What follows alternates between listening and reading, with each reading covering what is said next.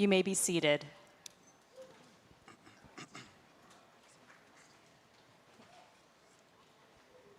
Good afternoon, and welcome to Gallaudet University. Today's commencement ceremony takes place at a time of tension around the world and on college campuses across the country. We recognize that people, including our students, are very passionate about what is happening in the world today. We respect their right to freedom of expression. We also value reasoned dialogue and the free exchange of ideas. At the same time, I ask you to remember that we are here today to honor our graduates, the class of 2025. Beautiful volume, beautiful. With 365 days in the year, let us make today their day. A day for them, a time that is filled with joy, and a day and time of celebration. This is your day. Thank you. And now, let us begin our ceremony. Class of 2025, are you ready? Again, congratulations to the class of 2025, all whom are seated here today. We welcome graduates, families, and friends to Gallaudet's 155th annual commencement ceremony. I am honored to stand here today to recognize our graduates. And I have to say that today is your day, and it also is my 10th occasion standing on this stage at a commencement ceremony, and I am so proud to be able to share this day with all of you, this special day. Where is it?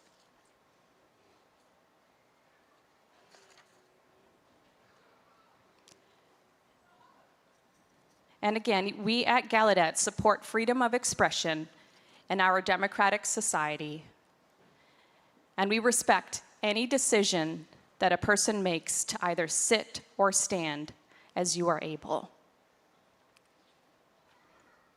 At the heart of our community is a deep commitment to that mutual respect. And with that, we will move on to the national anthem, and this will be performed by two of our graduating students, Alicia Miller and Marilyn Puebla. Please join me in welcoming Alicia and Marilyn to the stage.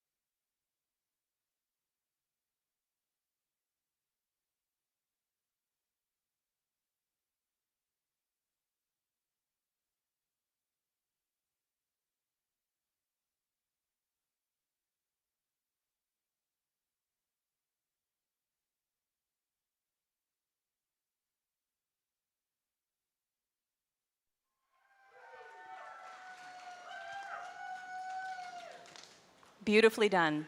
Thank you both.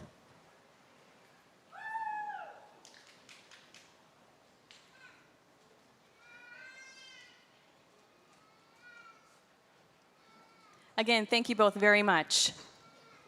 And if you are still standing, feel free to be seated. We are so grateful to be here to celebrate with all of you. Congratulations.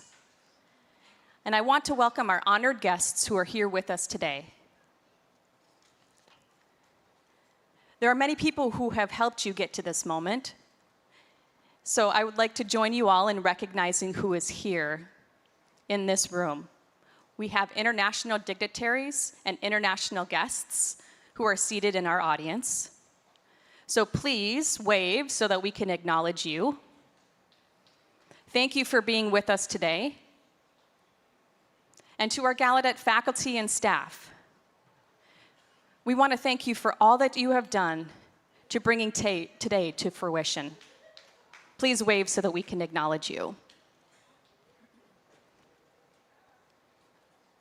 I also would like to thank and to recognize our shared governance groups, which include the Gallaudet University Board of Trustees, some who are seated on stage, and two in particular who are in our audience as well, the executive team, our student body government, the Graduate Student Association, our Gallaudet Staff Council, and the Faculty Senate. Well, the members of these six groups have helped to make sure that Gallaudet is extraordinary in what we deliver to our students every single day, and I want to thank them for their leadership. Thank you for all that you do.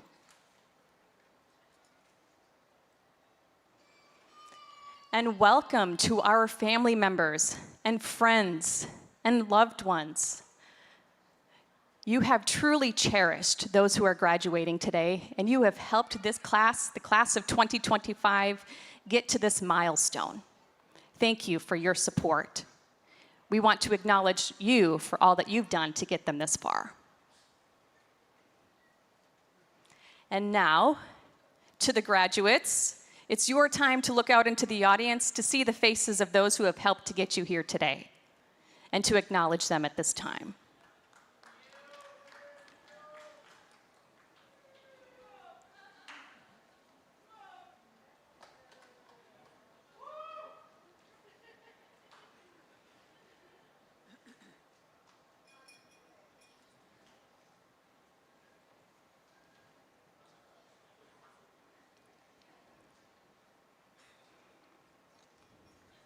It is so wonderful to feel connected to every single person in this room today. And to our graduating class, none of us gets to where we are going in life alone. We all need support and encouragement in order to be able to succeed. So please join me in thanking those who have supported you throughout your journey. Thank you once again. And now we are ready to begin. Class of 2025, are you ready? I still can't hear you. All right, that's it. That sounds better. So we are going to begin by inviting our Gallaudet Alumni Association, or the GUAA, President, Robert Weinstock, to the stage to say a few words.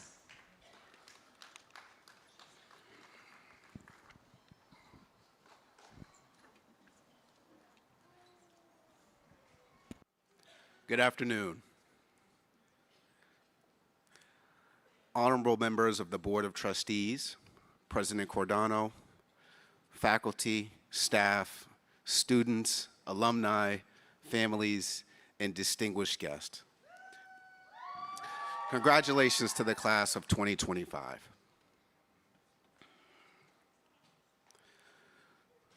On behalf of the GUAA, one of the oldest alumni associations in the United States, founded in 1889, with Gallaudet being founded in 1864, we had the GUAA founded 25 years later. We've had thousands of alumni since that time. Many of you will soon enter your chosen professions.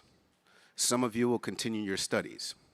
Whatever you do, and wherever you go, I know that you will represent Gallaudet University and GUAA well as you continue your life's journey. GUAA wishes you all the best and looks forward to having you joining our alumni family. Congratulations.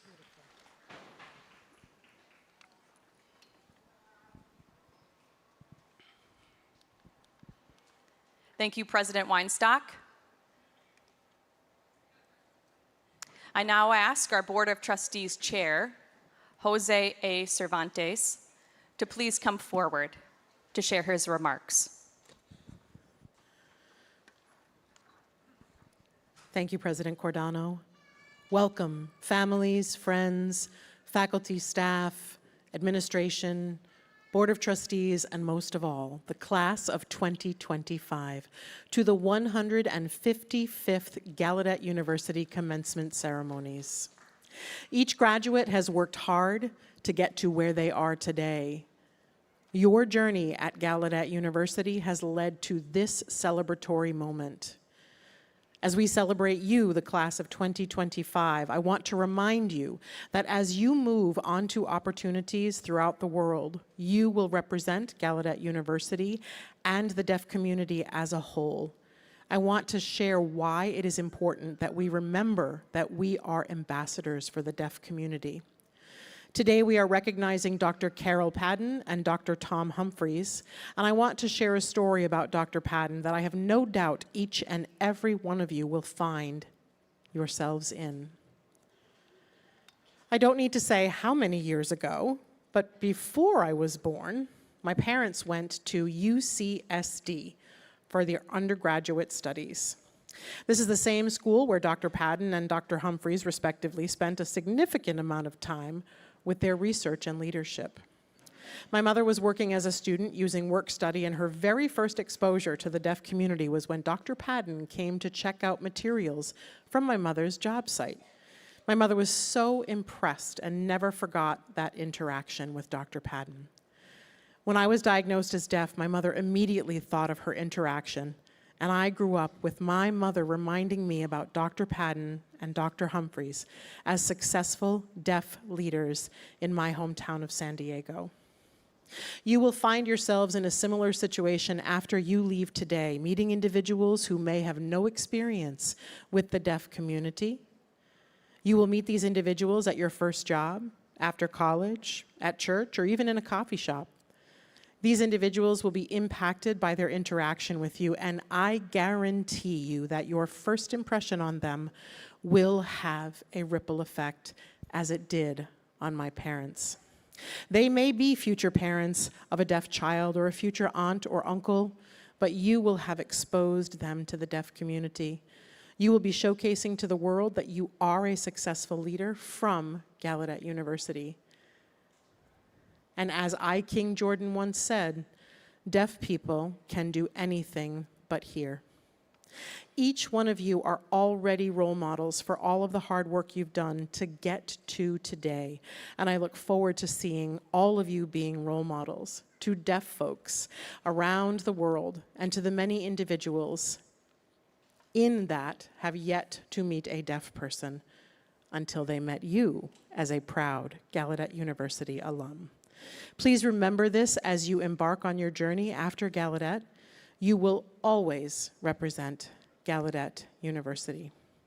On behalf of the Board of Trustees, congratulations to the class of 2025. We wish you much happiness and success.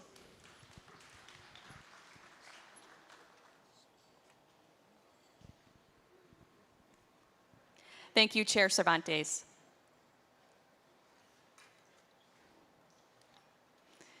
So here we are, and as the chair had mentioned, this is our 155th commencement ceremony for Gallaudet University, and we are all proud to be able to share in this special occasion with you.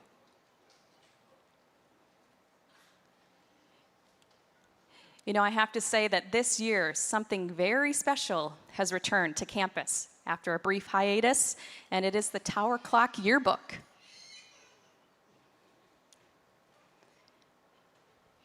And the Tower Clock Yearbook returns, but it also features a vintage theme that could not be more fitting for an event like today.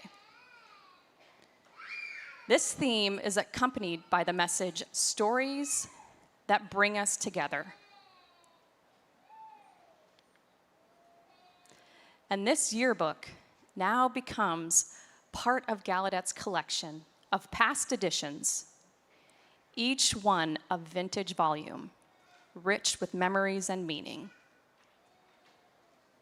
So let's take a minute and reflect on what the word vintage really means. You know, in wine, vintage tells a story. It's a snapshot in time representing all of the environmental conditions that have shaped the wine's flavor that year. And Gallaudet's vintage is just like that. It's a snapshot of all of the conditions that have shaped you during your years here at Gallaudet University, and it's what created the excellence that you carry within you today. And now in fashion, vintage refers to enduring beauty. It means something that is cared for. It is treasured, and it is crafted with quality and character. And in the same way, the class of 2025, similar to fashion, your vintage was shaped by our faculty, our staff, your peers, alongside all of you individually.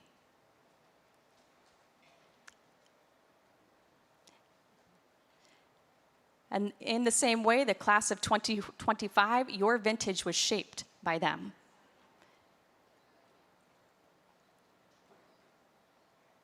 Now remember, think about these memories. You know, vintage reflects shared memories, heritage, and pride.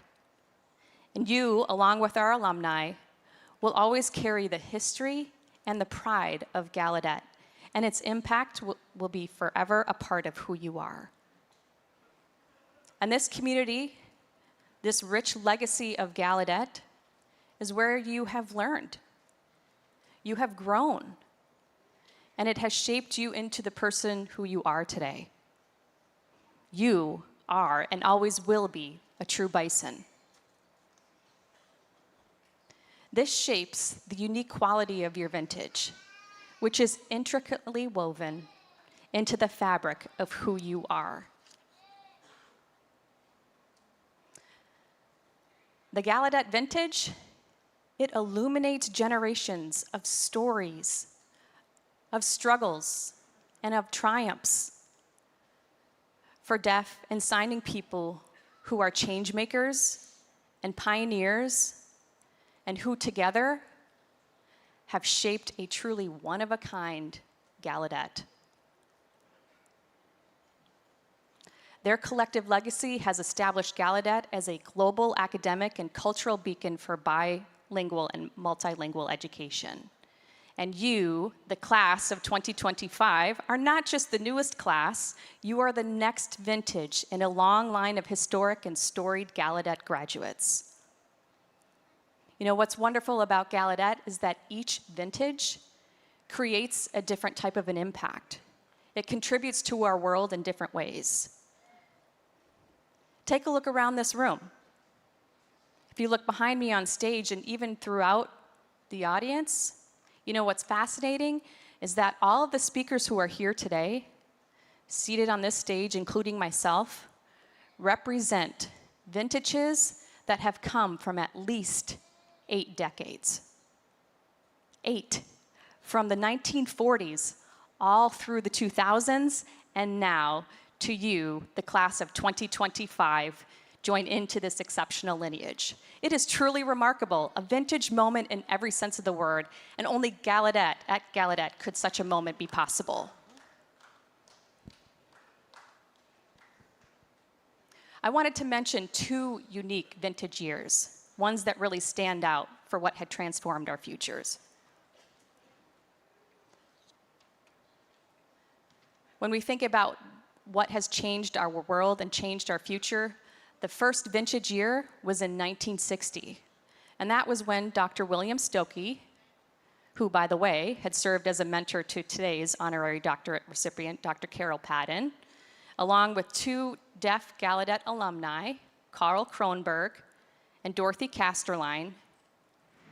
They made a groundbreaking discovery. Together, they documented and published evidence showing that American Sign Language is a language in its own right. This vintage year transformed fields such as linguistics, language acquisition, and bilingual education, and many others. The second was in 1988, a real vintage year. And what took place that year is that we had the Deaf President Now movement. And that compelled the Board of Trustees to appoint the first deaf president of Gallaudet University. By the way, the second deaf president of Gallaudet University is seated in this room. We have Dr. Robert Davila, who is here in the front row. Nice to see you. And the story, by the way, is that on your graduation day, you can remember the story of DPN because it is being released today on Apple TV+. And that documentary was made by Davis Guggenheim, a famous producer, and none other, a well-known alumni of Gallaudet University, Niall DeMarco, class of 2013. So if you're feeling a little bit tired tonight, just rest assured that you have a movie that you're able to watch. And now, to the class of 2025, let's reflect on your vintage. Remember, vintage does not mean old. It is rich with many stories that you now all hold. It carries with it experiences that truly run deep. And it continues to grow and evolve, and it becomes more refined over time. And that is exactly what we have witnessed in you. And you might be wondering about what evidence we might have about that. Well, I can say that we have seen you grow. We have seen you each, in your own unique and beautiful way, truly transformed into your own vintage. In the short time that you have been here, you have secured global research prizes, earned national fellowships, you have advanced innovation, you've served on national stages, and even triumphed on the field and on the court.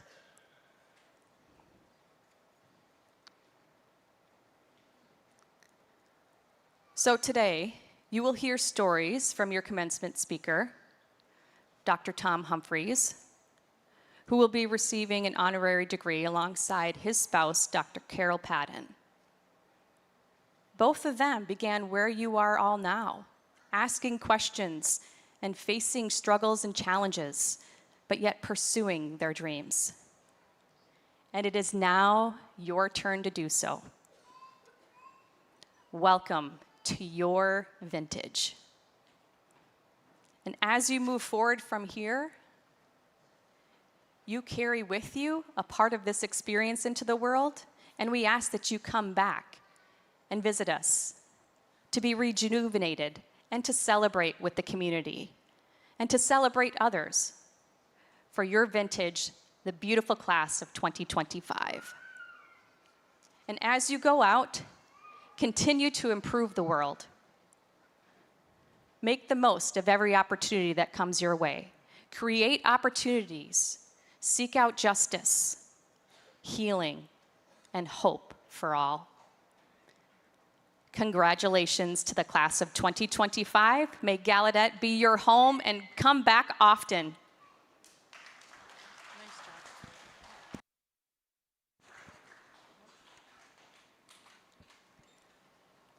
Today, we also recognize 4 retired faculty members who are being granted Professor Emeritus status.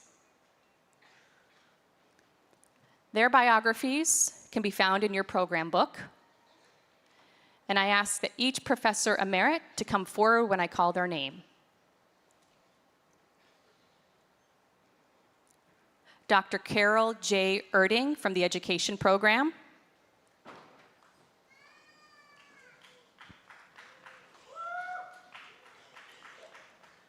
Dr. James Nickerson from the mathematics program.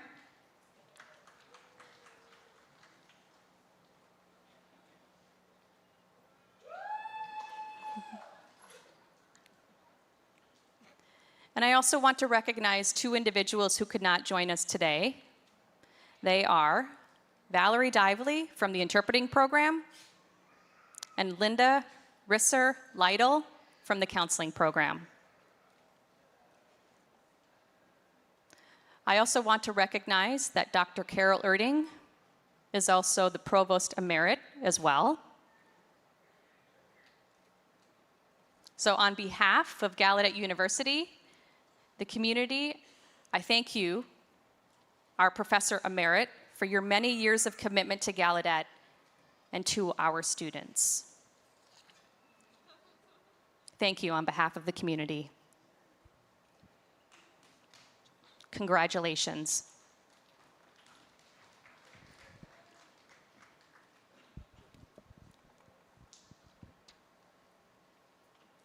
And we are so delighted to recognize our two distinguished honorary degree recipients for 2025.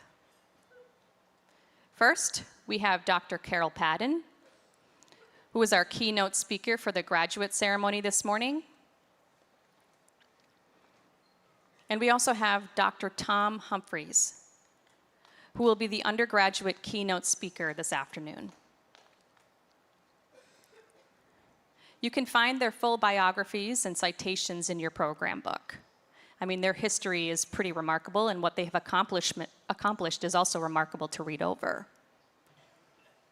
So first, we honor Dr. Carol Padden, awarding her the degree of Doctor of Humane Letters.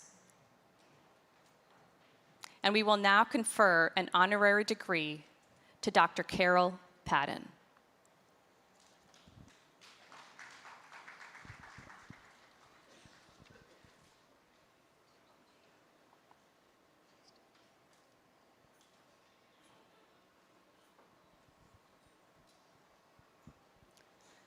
So now on our stage, we have the Chair of the Board of Trustees, Chair Cervantes, Seth Braven, who's also a member of the Board of Trustees, Dr. Leah Cox, who's also a Board of Trustees member, and we have our Provost, Khadija Rashid.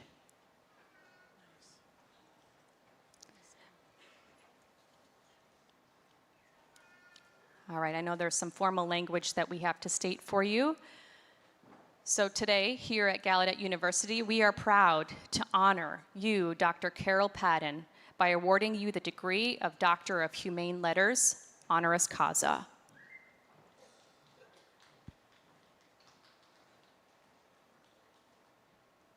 President Cordano, I ask that you confer on Dr. Carol Padden the degree of Doctor of Humane Letters, honoris causa. By the authority vested in me by the Board of Trustees of Gallaudet University, I confer upon Dr. Carol Padden the degree of Doctor of Humane Letters with all rights, privileges, and responsibilities thereto appertaining.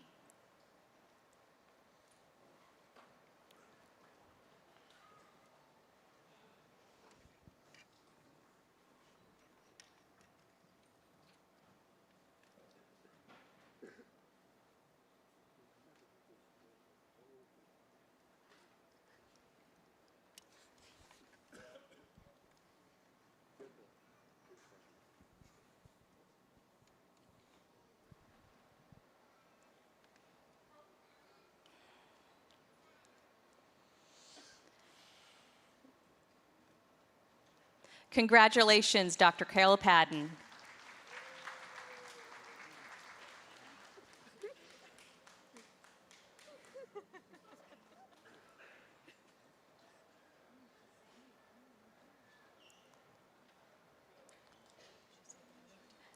And we'll take a moment just to take a photo together.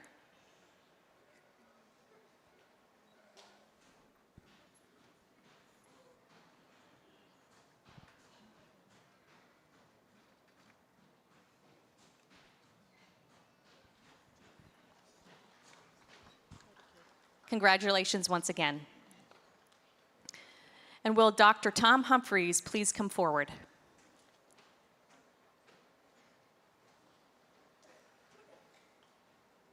So today, Gallaudet University is proud to honor you, Dr. Tom Humphreys, by awarding you the degree of Doctor of Humane Letters, honoris causa. President Cordano, I request that you confer upon Dr. Tom Humphreys the degree of Doctor of Humane Letters, honoris causa. By the authority vested in me by the Board of Trustees of Gallaudet University, I confer upon you, Dr. Tom Humphreys, the degree of Doctor of Humane Letters with all rights, privileges, and responsibilities thereto appertaining.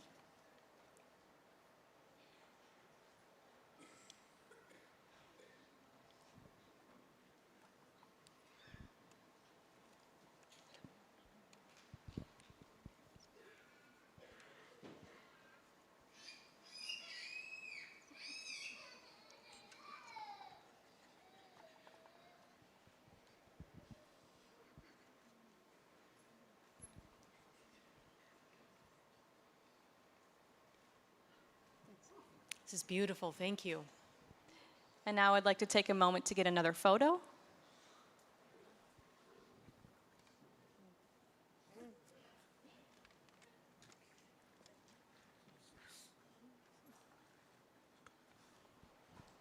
You know, I have to say, I don't know how many of you know, and not to steal the thunder for your speech for what you're going to be sharing about, but the two of them have been married for quite some time, partners in doing their own research and working together, and we are so honored to be able to award you the honorary degree together.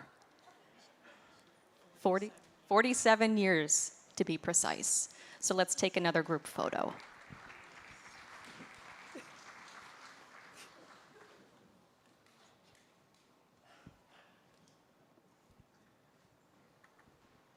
Congratulations.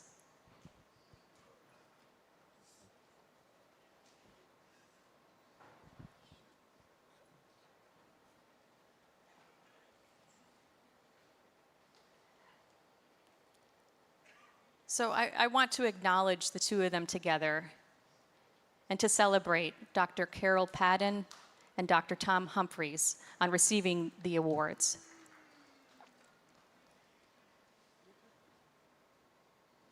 You know, it's an honor that we bestow upon individuals in receiving an honorary degree. And quite often, they then are keynote speakers for our commencement ceremony. So I would like to invite up Dr. Tom Humphreys to address the class of 2025. Dr. Humphreys?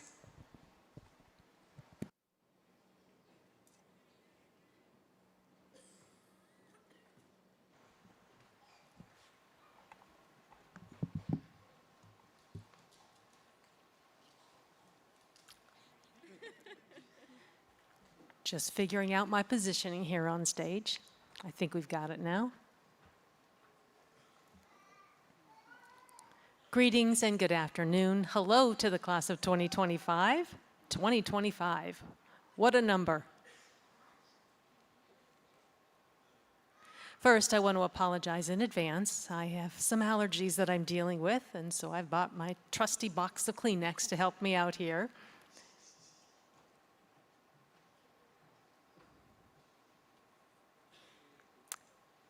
Board of Trustees, members who are here, in particular, Chair Cervantes, my greetings to you, to President Cordano,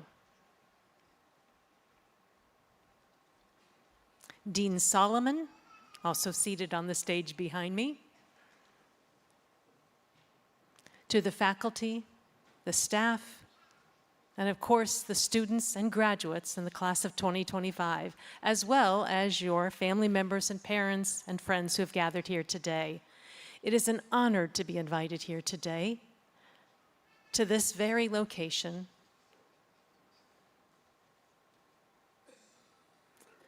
I came here first as a 17-year-old.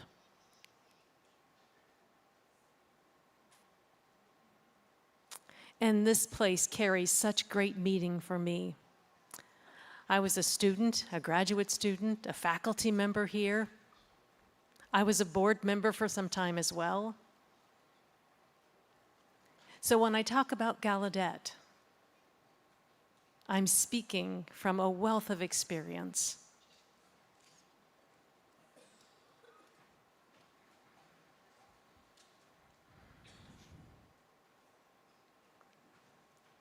The work that I have embarked on for a number of years has been primarily in the area of narratives. Understanding the meaning held within a narrative. What is the structure of that narrative? And what is the narrative telling us?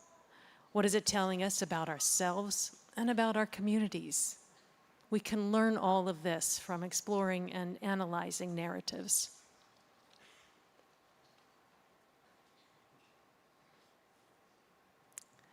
Did I mention I'm trying to work without a teleprompter here? I'm doing my best.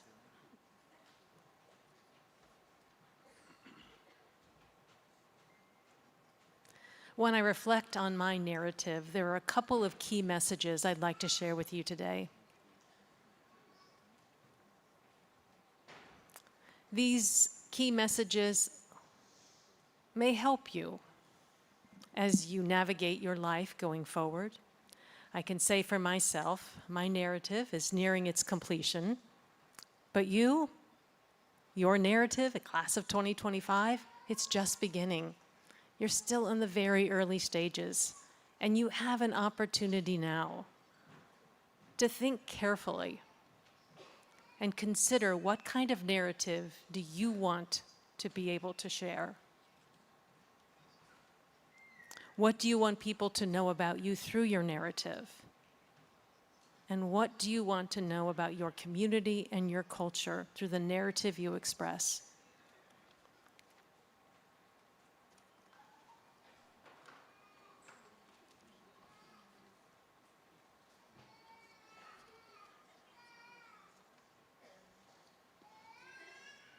We know your parents, families, and friends, our supporters are all here gathered around the auditorium today.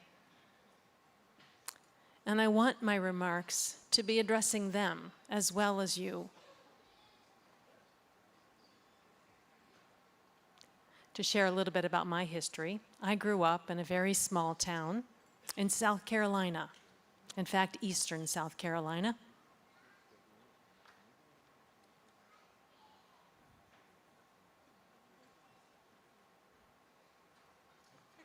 The community that I was raised in, believe it or not, was called Possum Fork.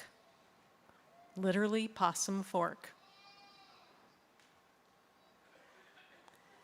And that was part of the community of Johnsonville. There were probably about 1,000 to 1,500 people in the population of that very small town. My parents, AJ and Ardell,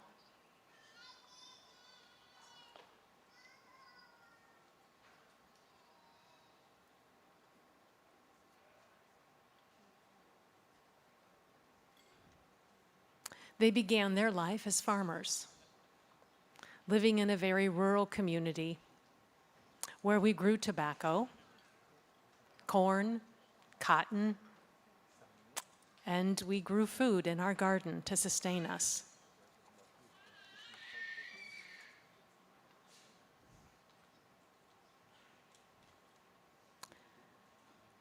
We were sharecroppers, so we didn't own the farmland that we grew our crops on.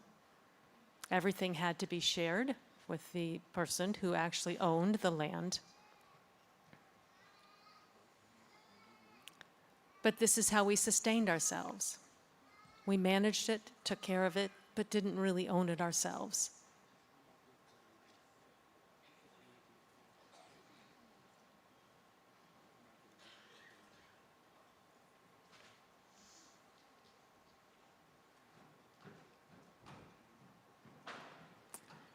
You know, it was a very difficult life.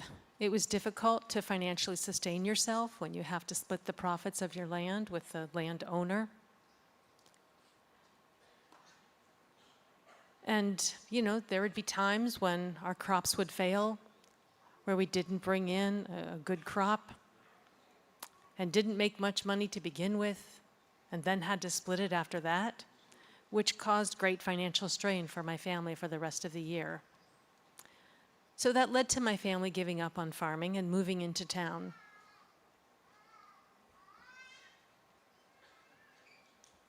Interestingly enough, not only did we have borrowed land, but we lived in borrowed houses. We didn't have indoor plumbing or indoor water in those houses. That saved on money. So when we moved into town, we finally had a house with indoor plumbing and running water.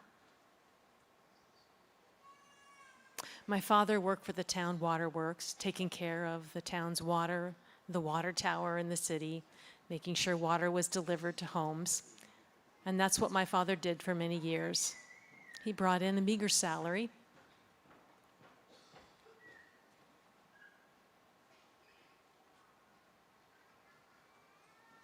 And all of this felt normal to me. It didn't feel as though we were struggling. It just felt a normal part of our daily life.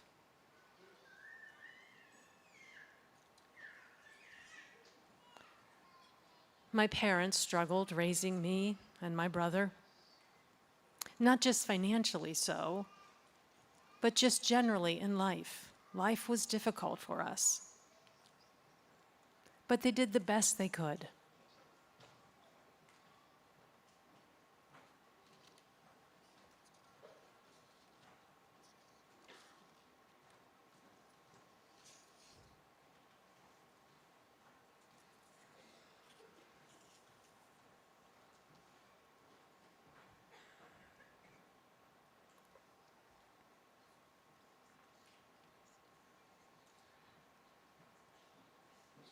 As I was saying, my parents struggled. But what I got from them in my upbringing was a sense of ethics. Their system of values, their moral compass was strong. And that's something that stayed with me throughout my life. And I'm assuming you graduates have also instilled that same kind of ethics and moral compass from your family, from your parents, and you hold their values true to you as well. It's probably one of the most important things I could have inherited from my parents.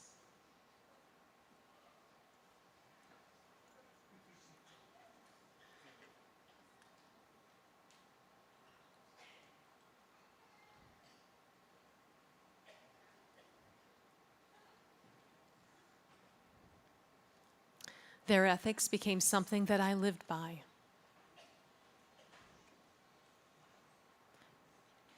It represented the core of who I was and who I am. And perhaps over time, I added to those ethics, to that core, from my own experiences. But these ethics served as a core foundation in my life and have made me who I am.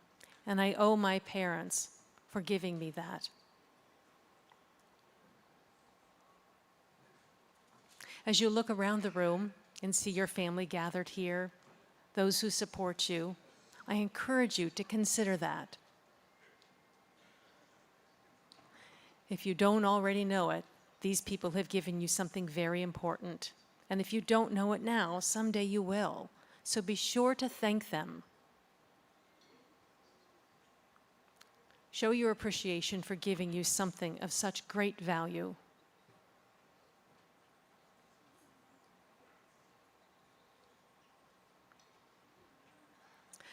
So I went to the same school for 12 years in that very small town with the same group of people all those 12 years. An interesting note, my mother had 16 brothers and sisters. My father had 4. So what that meant was in that school, I was the only deaf kid, but I was surrounded by cousins. And honestly, coming from a small town, it was easy for everyone to know everyone. And so everyone knew this little deaf boy, Tommy, as they knew me back then. And honestly, that helped a great deal. It made things easier for me because I was surrounded by my people, by my cousins and my supporters. My aunts and uncles also were there to support me. When we'd be at the lunch line, we had to pay 20 cents back then for lunch. And my aunt was the person who would collect the money from all the students at the school. And then we'd head off to the cafeteria to eat our lunch. And it was my grandmother who was serving the food to all of us.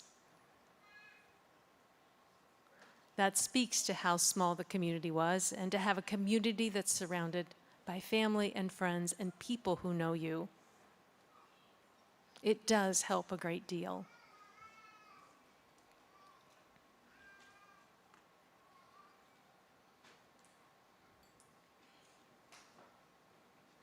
I'd considered going to college back then, but in all honesty, college for a deaf kid back in those days was not something anyone would expect. I knew nothing about Gallaudet, in fact. And it wasn't until my senior year that I learned about this university. And you all know the story, how a VR counselor discovers the deaf student and shares with them about Gallaudet. That was my story, but unfortunately, VR only offered me about $300. And that being the case, I knew assuredly in my heart that I couldn't go to college.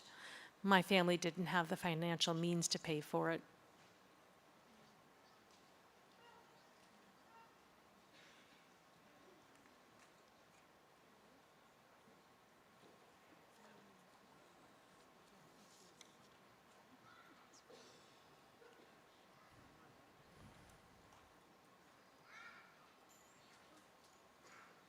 You know, despite that, my parents didn't give up easily. They actually arranged for my friends and my cousins to get me in the car and drive me to Gallaudet, to this very campus here in Washington, D.C. from South Carolina. And it was here that I took my entrance exam. I was very reluctant to come. Without my parents' support, I don't think I would have ever even gotten in the car to come here. Mind you, at that time, I'd never crossed the state line, not even once. I was only 16 years old, a small town boy, if you will, going to the big city.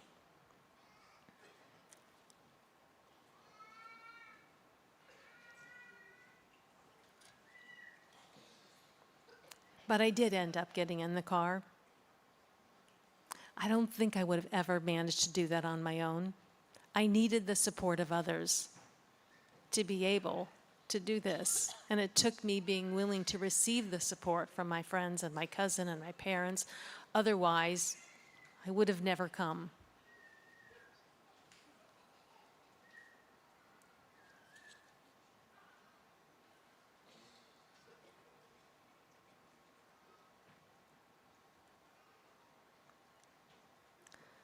So I hope for you as graduates, in your life ahead, you recognize the importance of having that support and receiving that support and overcoming any fear that you experience.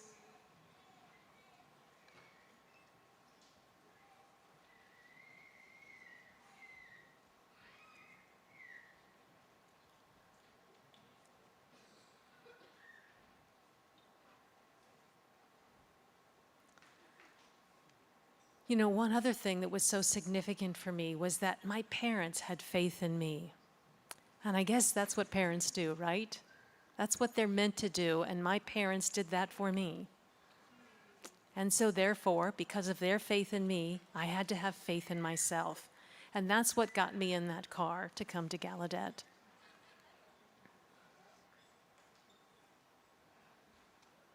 At Gallaudet, I ended up meeting a couple of people. Richard Phillips, who was dean at the time, and another dean, Tom Berg. Dr. Phillips and Dean Berg were here for me. I guess the best way to describe it is that they basically adopted me at that time. They figured out what would be the best way to support me. My father actually had to borrow money. He took out a mortgage on his house, and he was only able to get $1,000 from that mortgage, and this was the house he'd built himself. So with that $1,000, he got me here. But once that money was gone, it was expected I'd have to pack my bags and head back home. But Dr. Phillips and Tom Berg had faith in me. And they found ways through scholarships, through grants, finding me jobs, whatever they could do, whatever they could find, they wanted to ensure that I graduated. And that's what real support means. But you have to be ready to receive that kind of support. And also know when to give that sort of support to others.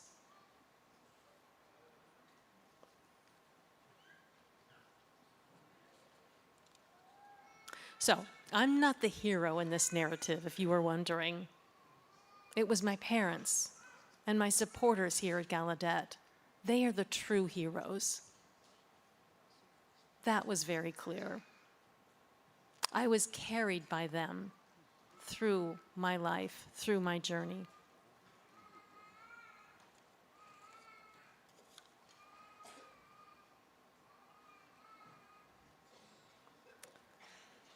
You know, coming from a small town school, I was not the best prepared student here at Gallaudet, but I can tell you,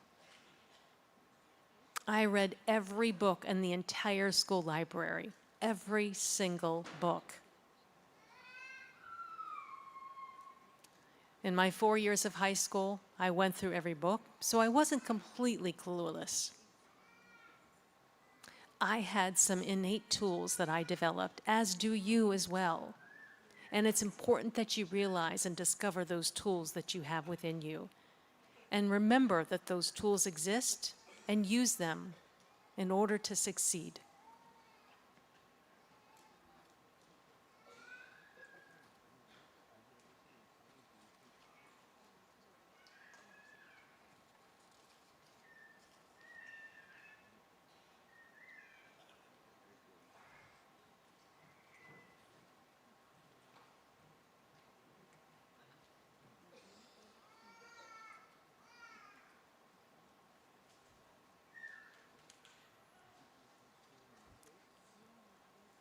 As I reflect back, there are certain memories that come to my mind. One being my father and how he supported me. When I traveled to Gallaudet to take that entrance exam and I returned home, my father was assured that I would be accepted.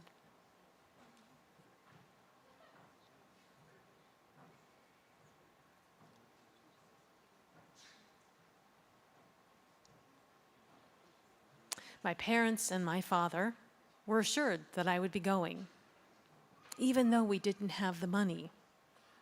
My father assured me that I shouldn't worry about the finances, that he would find a way.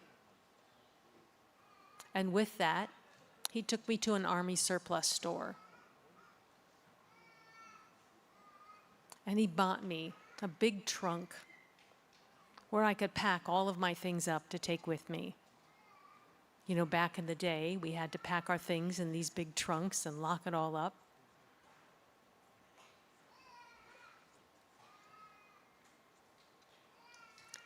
And that's when the reality of everything started to set in. I was terrified in that moment.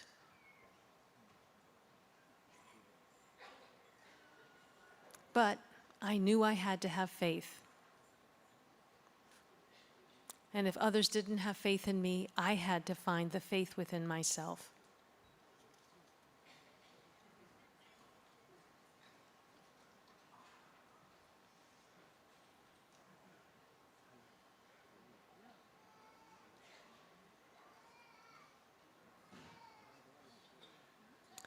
There are a few examples from the narratives of my life that by now I think you're probably understanding.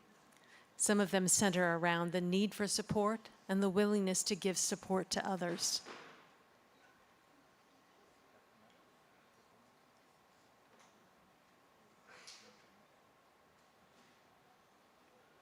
Getting that support and learning when to give that support makes you a better person. It lets you do better and be better. One thing that was so incredibly important to me is that throughout my life and the work that I've done in many capacities, I've done things for myself, especially in the beginning. When I came to Gallaudet, I didn't even know sign language, so I had to learn.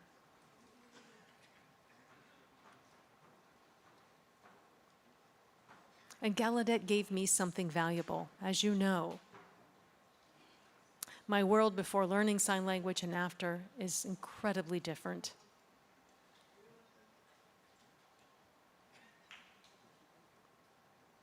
While that was important, I also received something that has changed my life and that's greatly benefited me.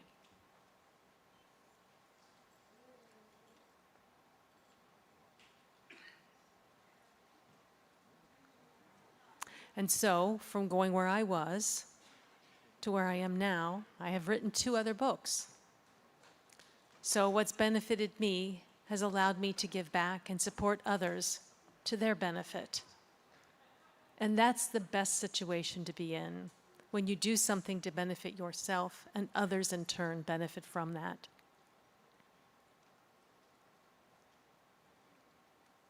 You know, I learned a new culture here at Gallaudet. I learned all about the deaf community, and I made it a part of my life's work. I wrote 2 books with Carol, working on the culture of deaf people and communities.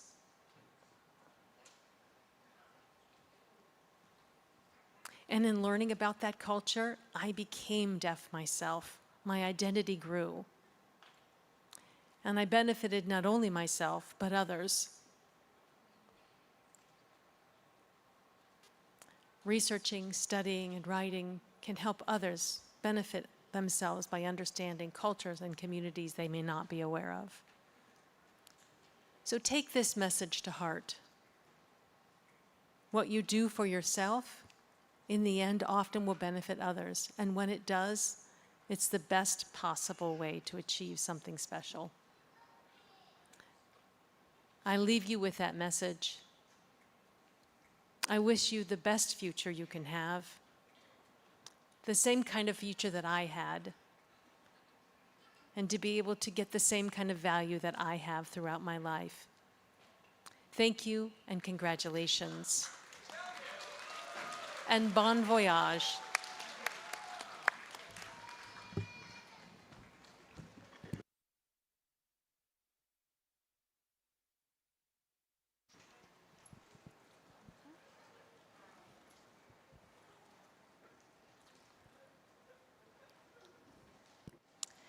Thank you, Dr. Humphreys. And now, it is my pleasure to introduce the undergraduate student speaker chosen to address you today. And representing the undergraduate student body is Aubrey Bauer, and you can read her biography in your program book as well. She has marvelous success that she's experienced. So Aubrey, if you can join us on stage at this time.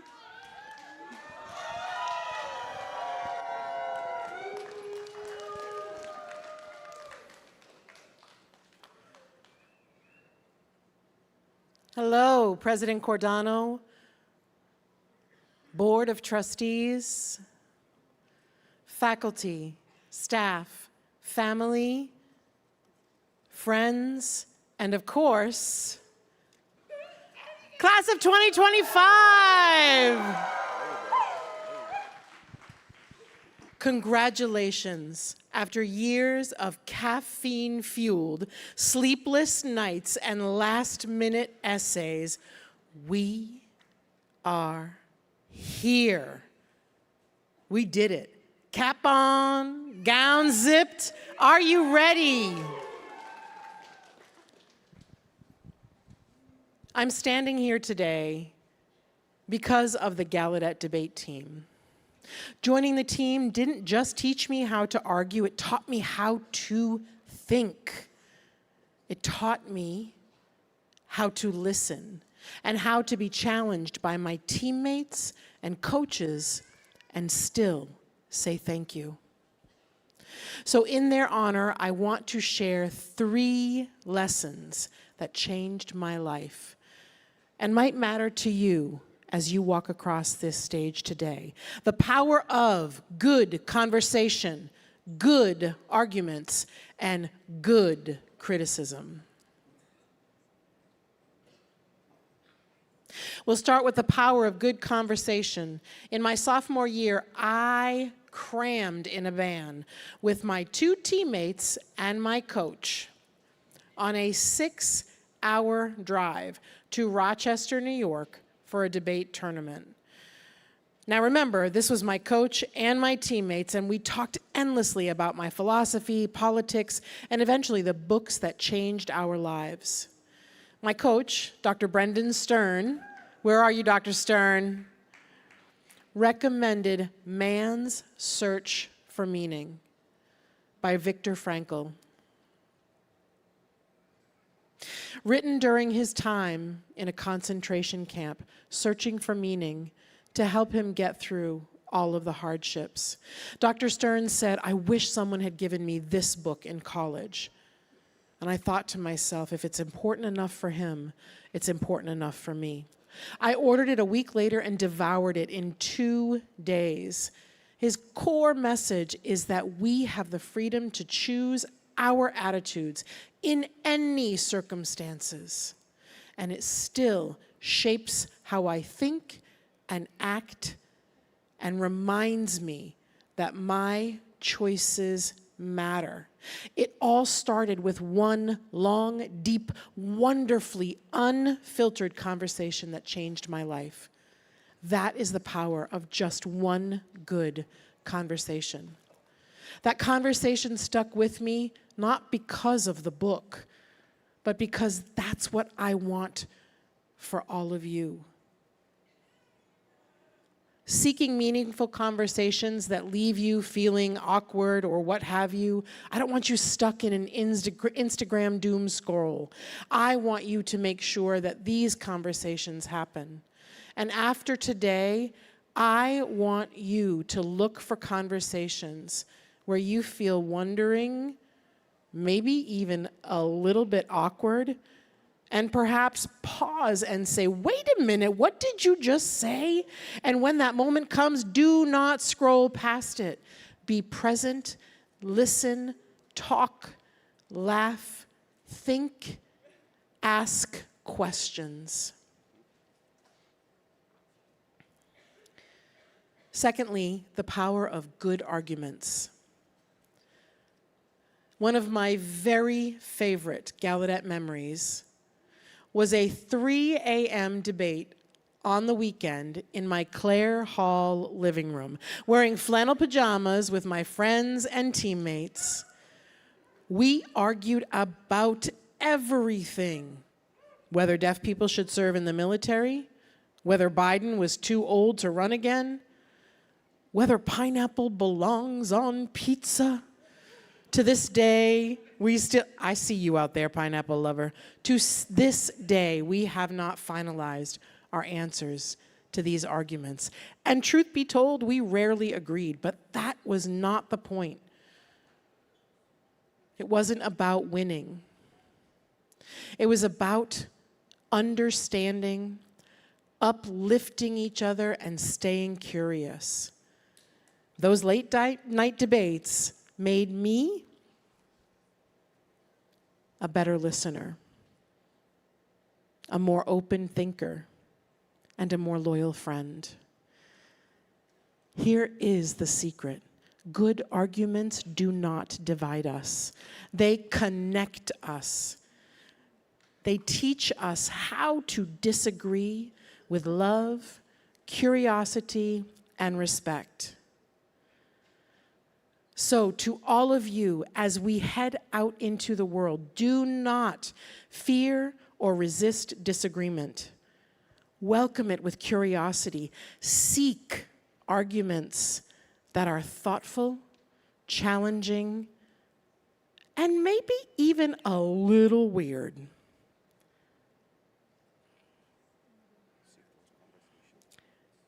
Cherish the people who argue with you at 3 in the morning. Disagree with you completely and still show up the next day with a smile and an espresso. Like my roommates, Delina, Nicole, Michaela. I love you, my debate family, and many of you here graduating with me today. People like you are worth it. Dear to my heart. Never let them go. And thirdly, last but not least, the power of good criticism. I'm not talking about the kind of criticism that tears you down. I'm talking about the criticism that builds you up, even if at first it doesn't feel good. During my sophomore year, I got cut in the prelims of our debates program's annual persuasive speech competition. You know why? My speech just wasn't good. I had 2 choices. I could wallow in it, and I could quit the team and say, "Coach, I'm out." Or I could say, "Wait a minute," and ask, what went wrong with my speech? I chose the second one. And I went to 2 debaters who I admired, Lexi Hill and Aubrey Moorman. And I asked the 2 of them, what went wrong? They were honest. I listened to their honesty, and I learned from their honesty. The next year, I came back as a junior, and I had remembered everything they told me. I wrote and rewrote again. I gave that speech and invested in it 1,000%, and I won. I was also voted audience favorite. Lexi and Aubrey, thank you. I love you both. This year, I thought I was on fire until I showed my draft to Dr. Stern. One day before competition, he didn't just critique it, he obliterated it. Poked 500 holes in everything. I had 24 hours. 24 hours to rebuild from scratch. Once again, I chose to listen to his criticism. It wasn't easy. I rewrote everything. It took me the entire night. I competed, and I won again. For the first time in the program's history, I was a 2-time winner. That double championship would have never happened had I run from criticism.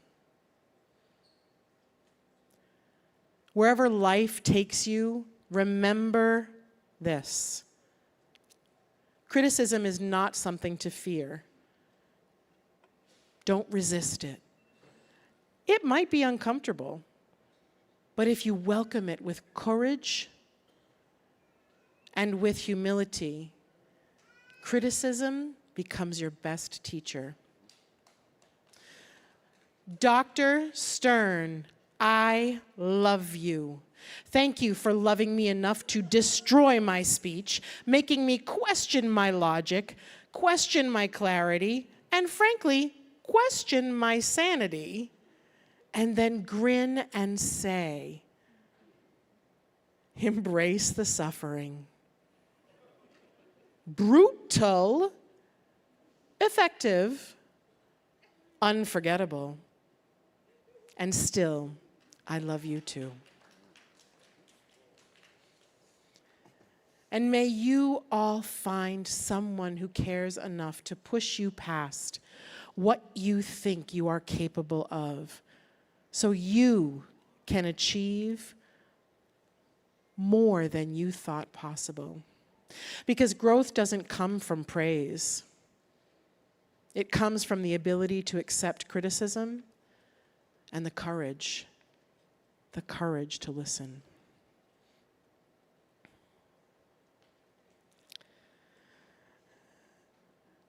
Finally, let's take a moment to thank Gallaudet University, not just for the degrees bestowed upon us, not just for the memories, but for giving us a place to wrestle with big ideas across differences.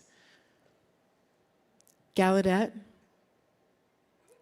always, I love you. And to my family, especially my mother and my wonderful professor, Dr. William Ennis. Thank you, sir. Thank you, Mom. Not just because they are amazing, but because all of us are here due to the thanks of someone's relentless support. For your belief, I am grateful, and I love each and every one of you.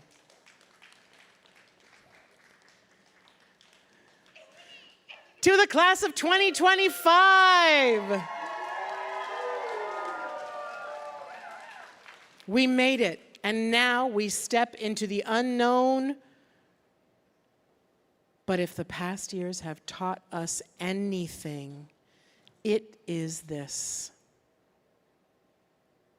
we can handle it. So go. Start good conversations. Seek real arguments. Embrace hard criticism. And congratulations, the world is waiting for you. Wait no longer.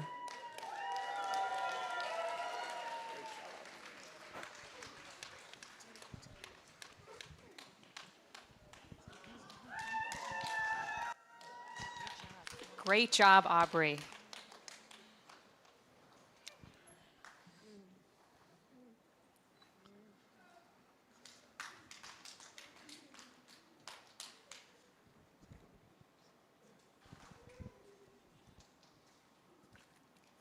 Thank you, Aubrey. Beautiful speech. I'm not sure I want to meet her on a debate stage.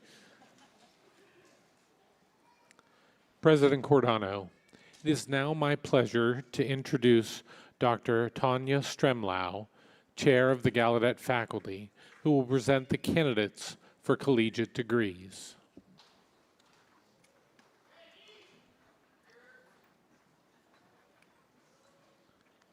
President Cordano, upon the recommendation of the faculty, I have the honor of presenting the candidates to you. Will all the candidates for the degrees of Bachelor of Arts and Bachelor of Sciences please stand and remain standing?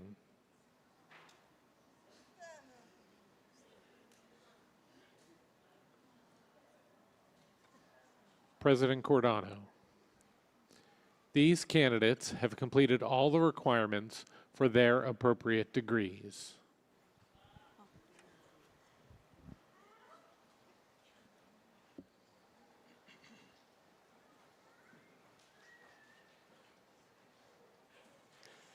by the authority vested in me by the Board of Trustees of Gallaudet University, and consistent with the standards set forth by the faculty, I confer upon each of you the appropriate degree with all the rights, privileges, and responsibilities thereto appertaining. And now you can move your tassels to the left. Congratulations.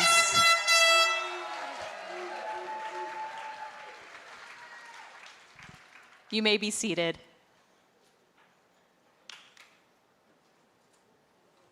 I'd like to ask Dr. Rashid to come to the stage again.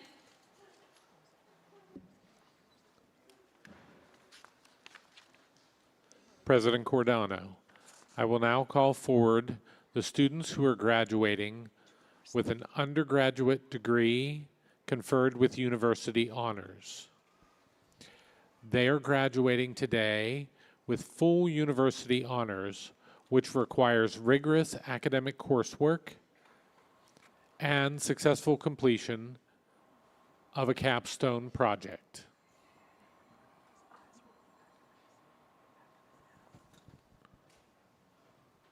Would the students graduating with university honors please come forward?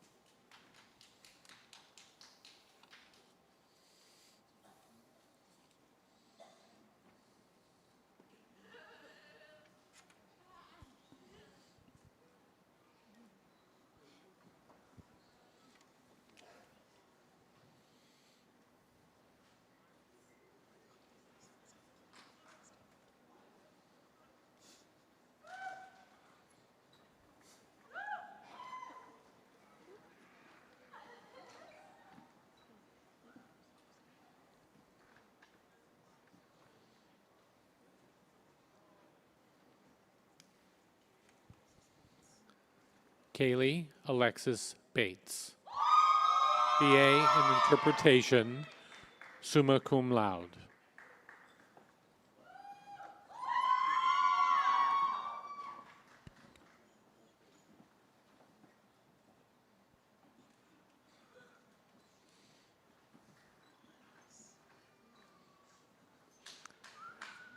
Lorelei Verena Bechtel Lipscomb, summa cum laude.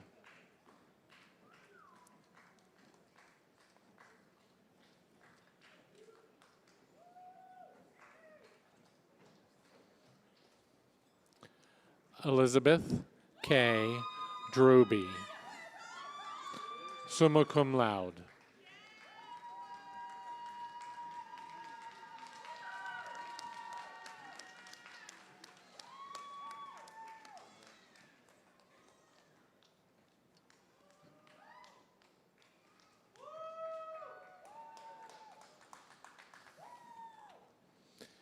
Ezra Ferrero Tarquino, summa cum laude.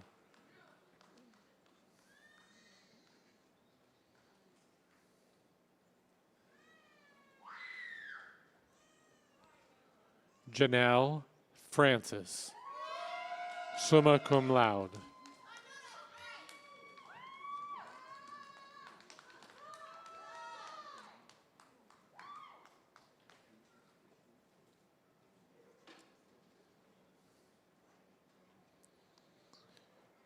Shaylin Andra Junge, summa cum laude.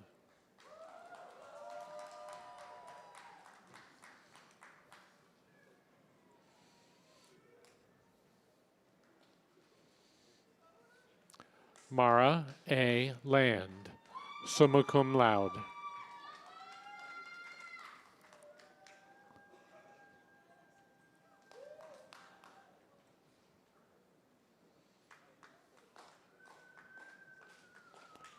Blessed Mbongo, summa cum laude.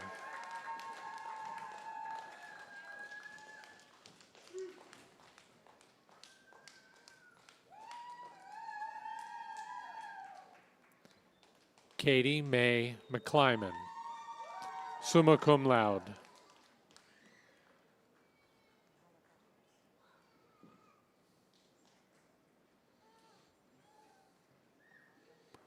Amalia S.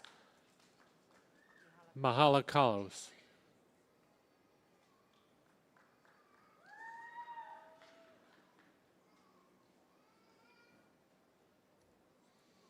Cynthia Marie Ortega, summa cum laude.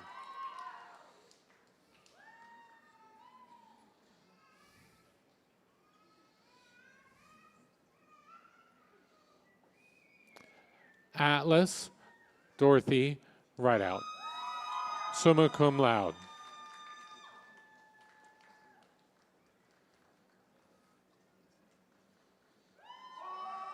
Taylor Ann Victor, magna cum laude.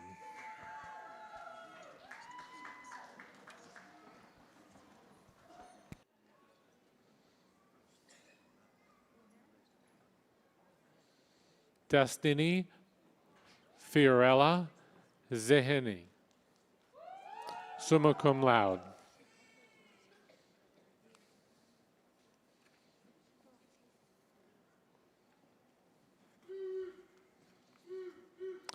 Now I'd ask Dr. Caroline Solomon, Dean of the Faculty, to please come forward to present the degrees, the undergraduate degrees.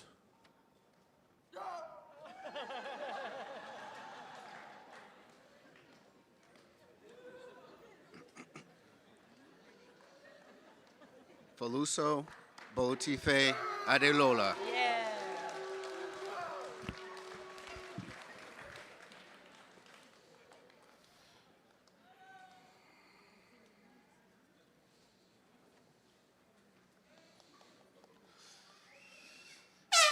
Vernicole Augustin, cum laude.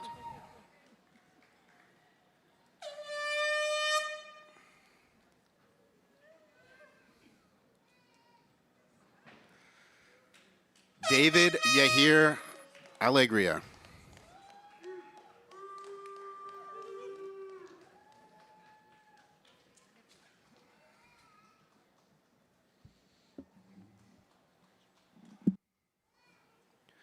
Turkey Hathlul Al-Hathlul.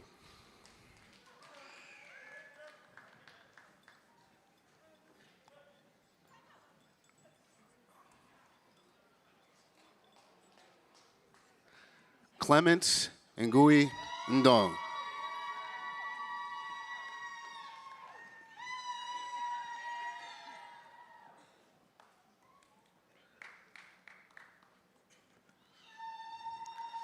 Amanda Baldeo.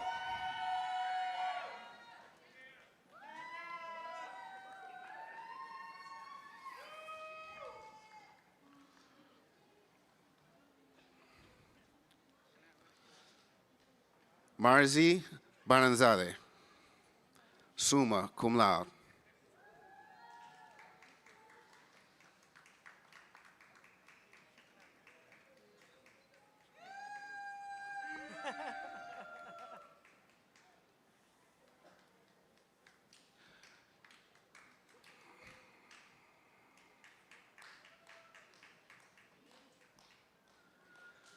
Aubrey H. Bauer, summa cum laude.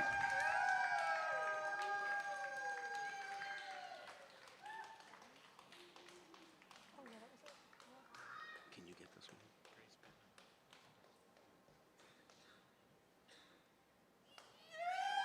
Grace Benham, summa cum laude.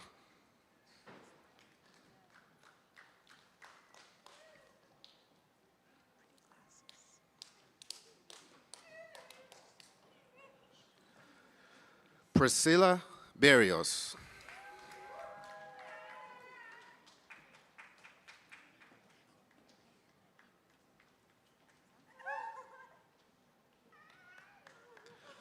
Sean P. Berry.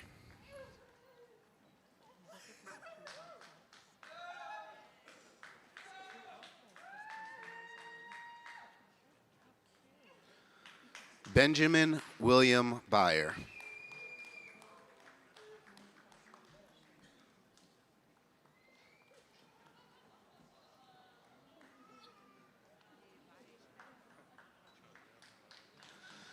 Chandra Noel Bishop.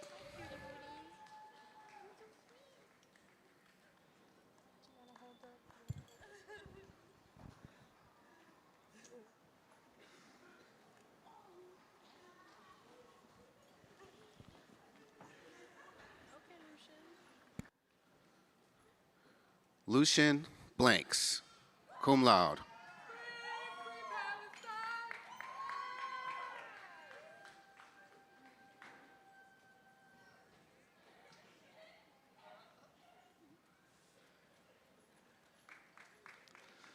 Alana T. Bogoff, cum laude.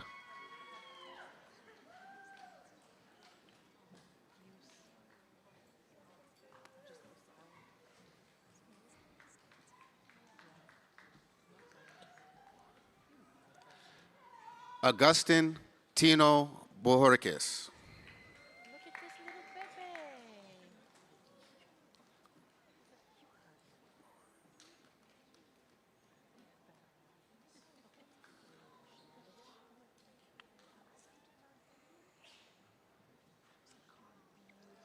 Talia Boren.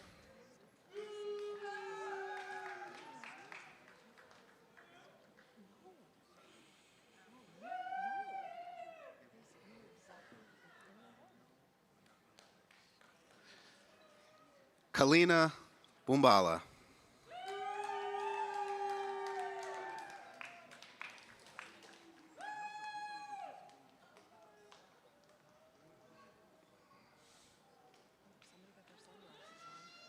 Gerard Justin Alphonse Burns.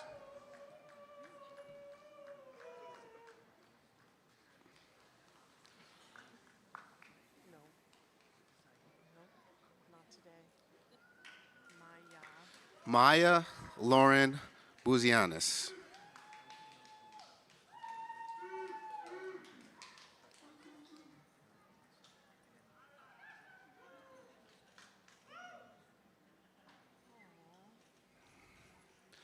Milo Caluza.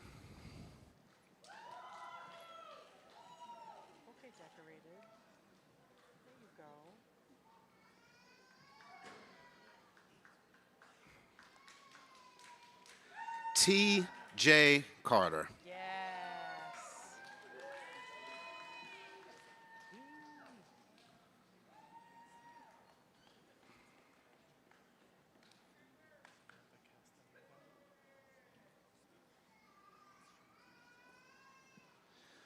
Samantha Castaneda.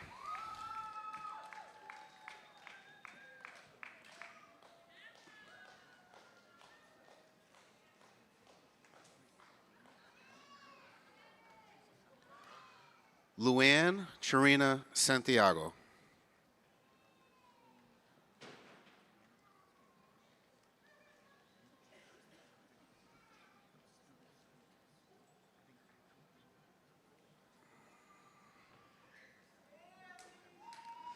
Andy Chesler, summa cum laude.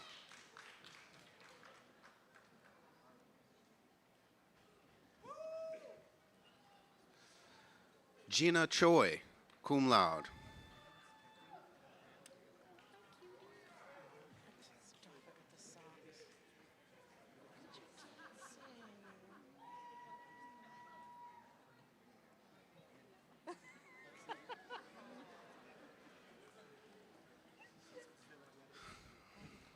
Alexis Correa.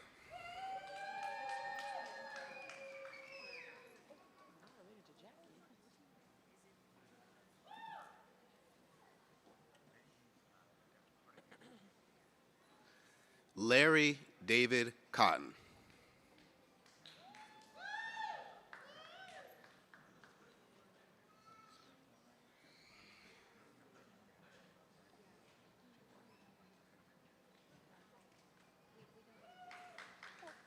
Zachary Brian Davis.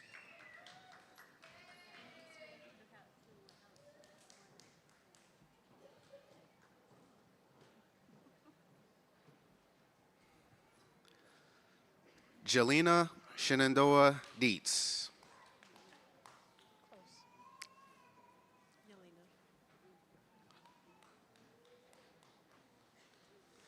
Emily Dominguez, magna cum laude.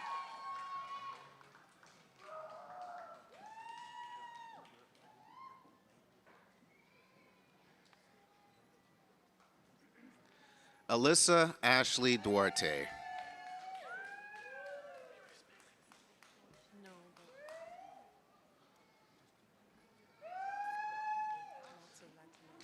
Joshua J. Dugan.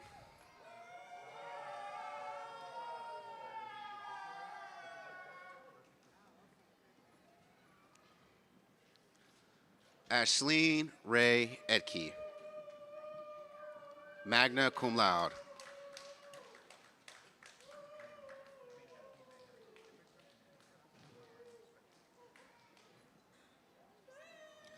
Danielle May Fisher.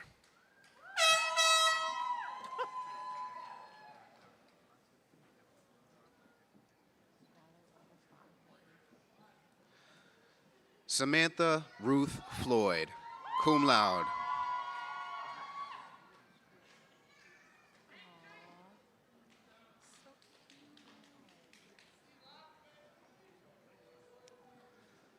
Jasmine Kristen Fuller. Supposed to be Jasmine.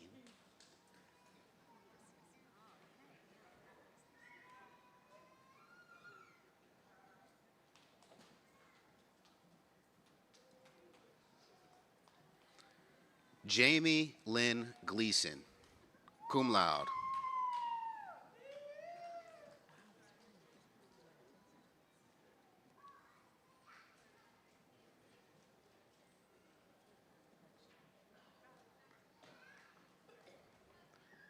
Alyssa Glennon, magna cum laude.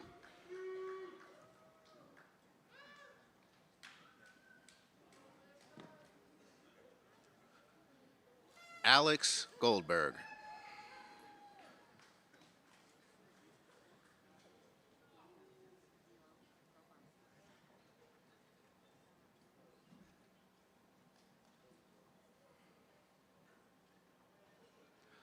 Carla Gomez Zepeda.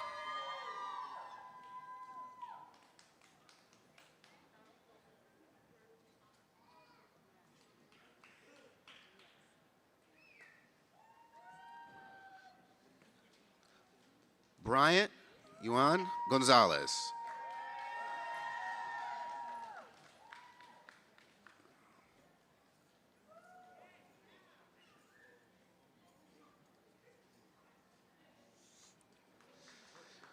Jacqueline Gonzalez, cum laude.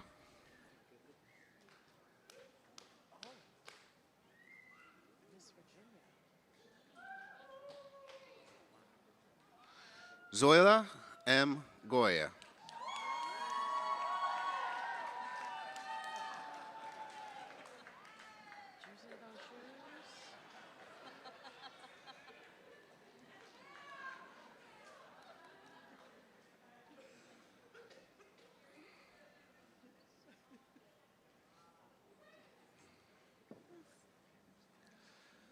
Kelly Grant.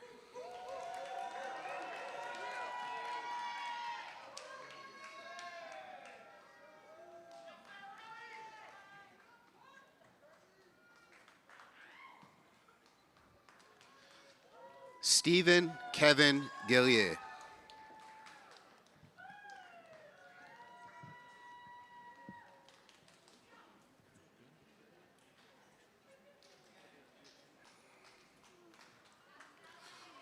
Thalia Getler.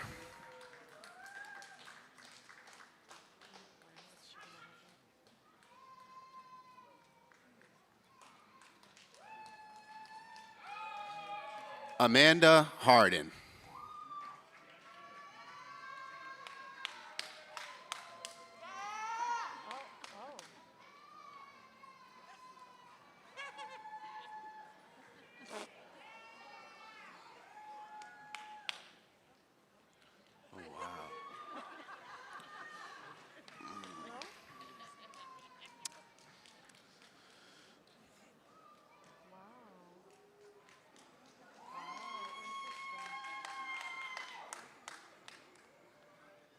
Jacob Samuel Hartman.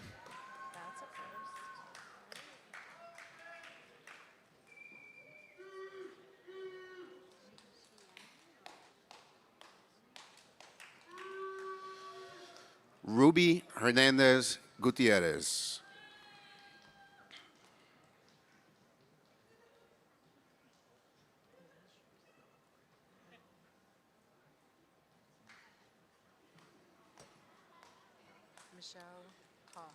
Michelle Ha.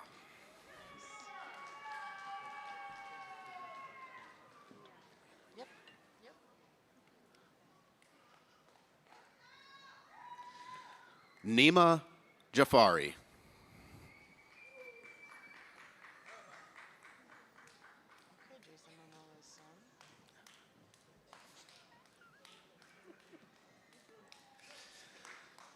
Jalen Shane Johnson, cum laude.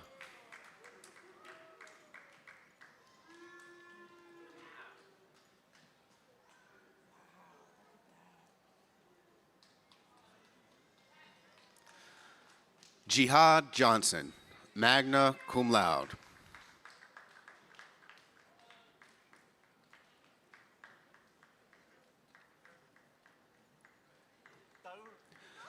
Mary Michaela Kelly.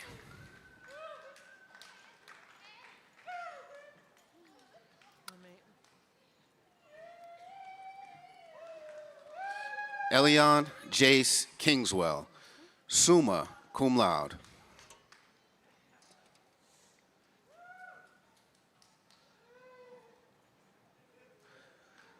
Joshua Kinner.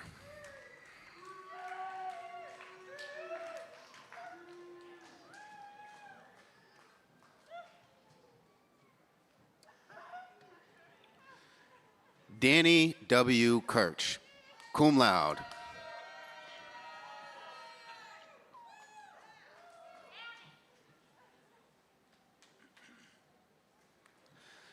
Monet Klein Skierce.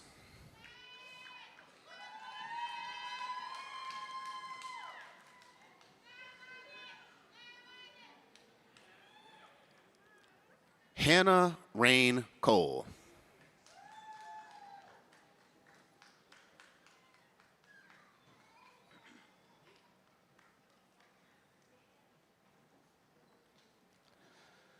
Brenna Bessie Koski, magna cum laude.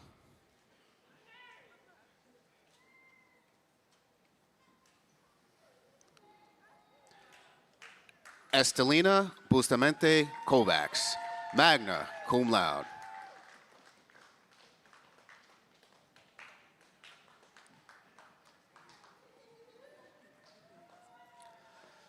Chanel J. Legrand.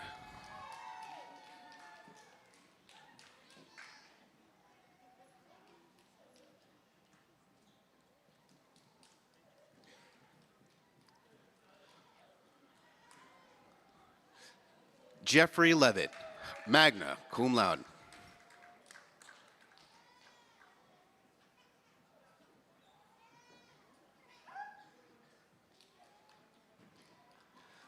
Ty Leon Don Lovato, summa cum laude.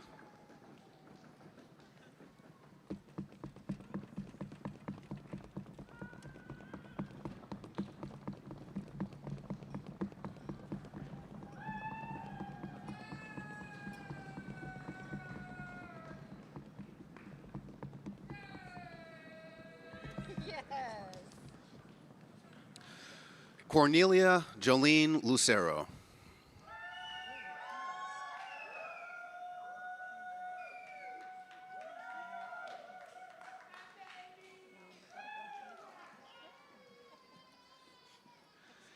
Sam D. Marchis Ragona, cum laude.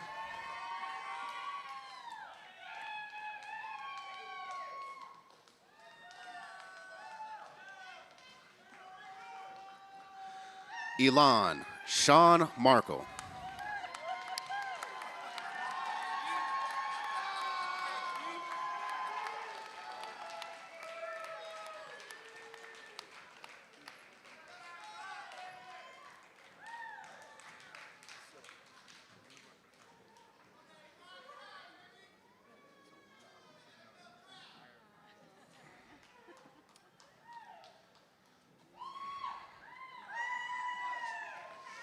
Jason Douglas Marple.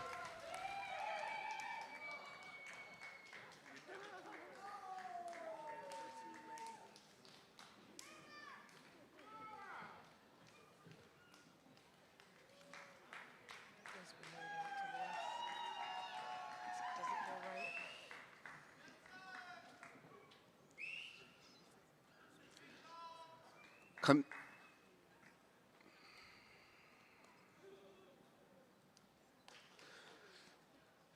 Kamini Dalal Marsh, summa cum laude.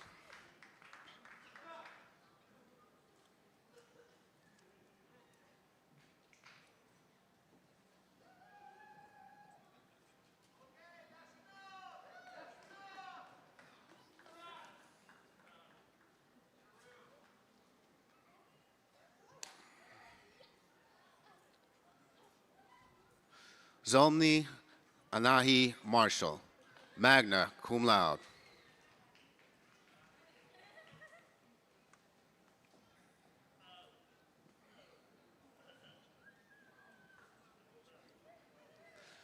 Malik Jaheem McLeod.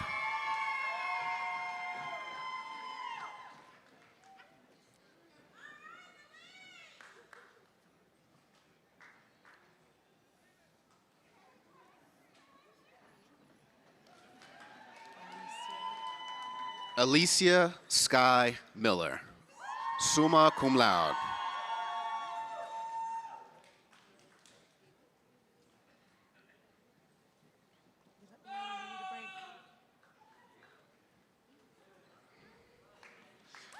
Enrico River Miller, cum laude.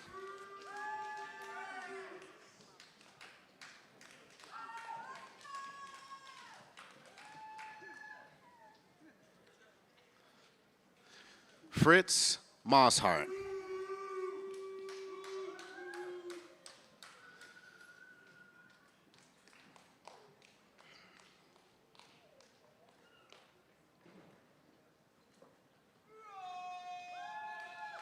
Onome Jr. Okasabor.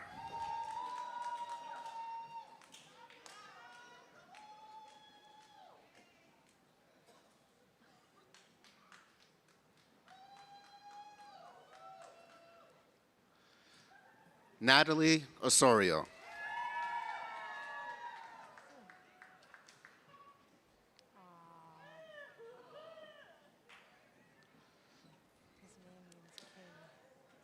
Eno Samuel Otto Jr.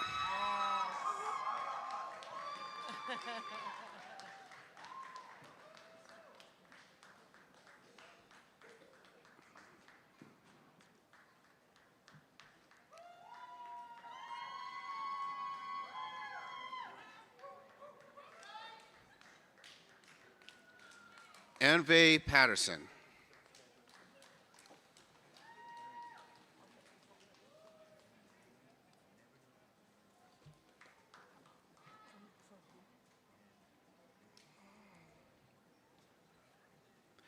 Cassidy Jade Perry, summa cum laude.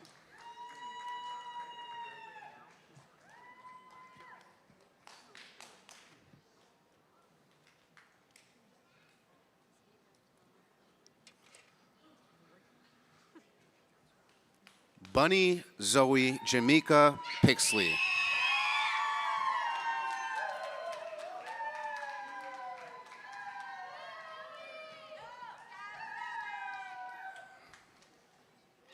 Leah R. Polk Captain.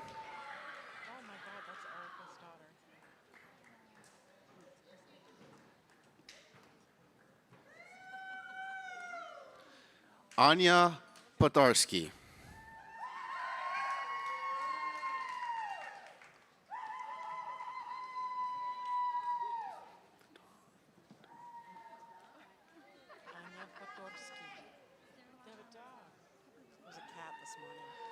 Marilyn Puebla, magna cum laude.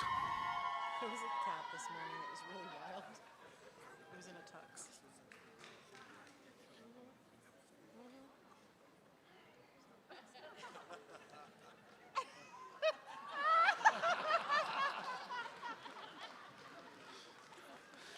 Hannah Puente.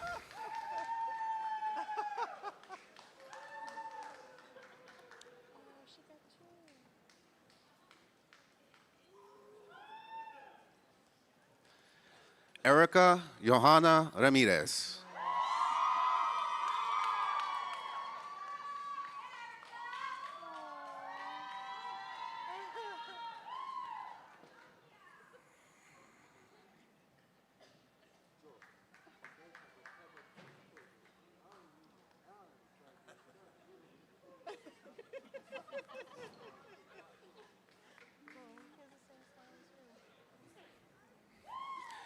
Leslie Stephanie Ramirez de la Rosa.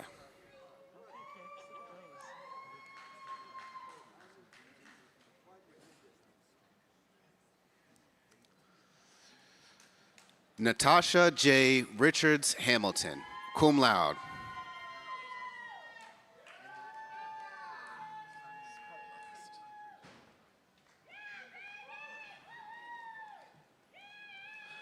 Juan de Dios Rivas, magna cum laude.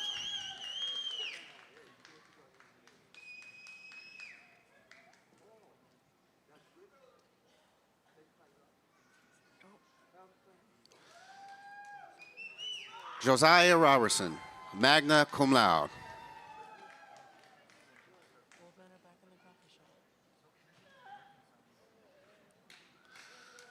Jewel Rocha.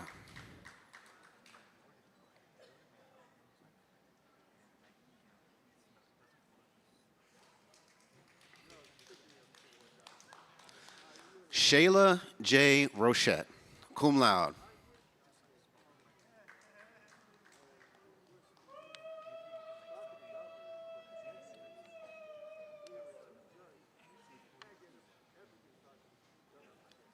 Sathan Leroy Rollison.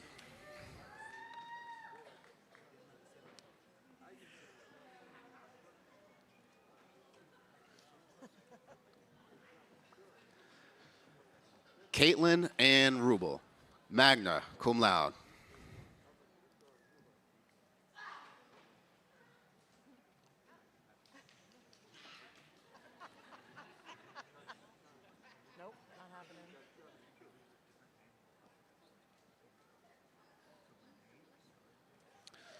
Muna Khalif Saeed.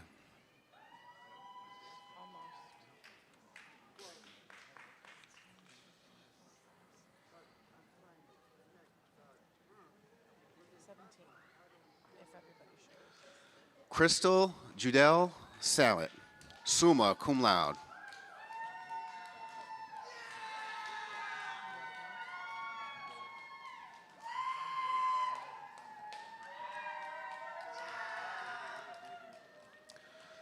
Crystal Lynn Sanders, summa cum laude.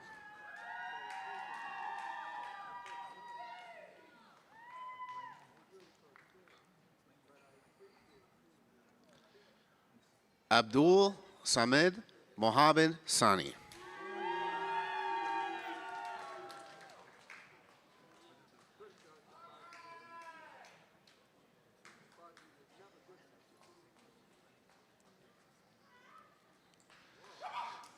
Conrad Angelo Oliquino Santos.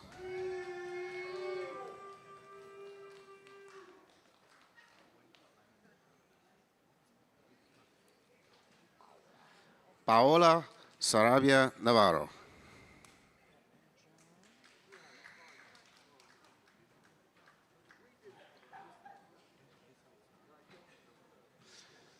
John Scarborough, cum laude.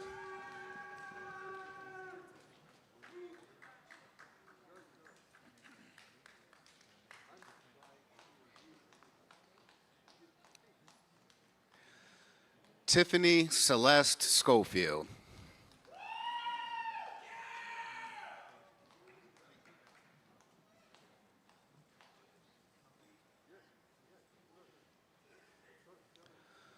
Christine Sarame.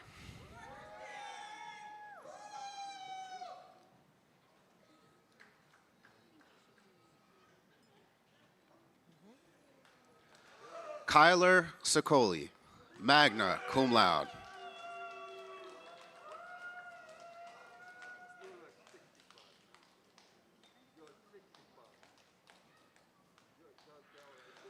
Marquita Antoinette Sledge.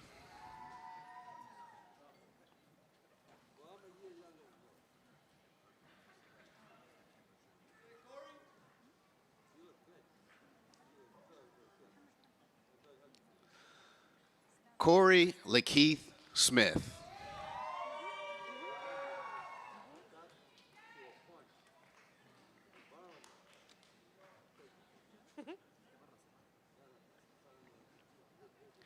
KC C. Smith.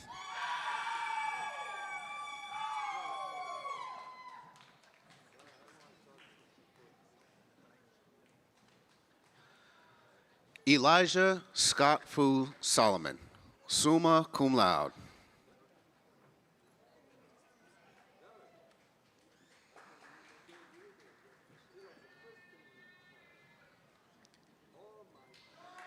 Charles Spears, cum laude.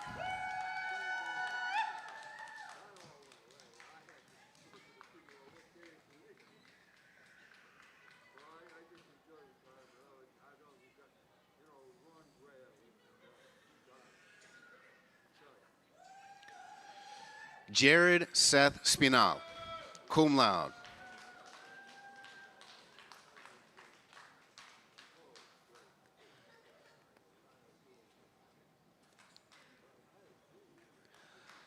Daniel Kenneth Stewart Banks.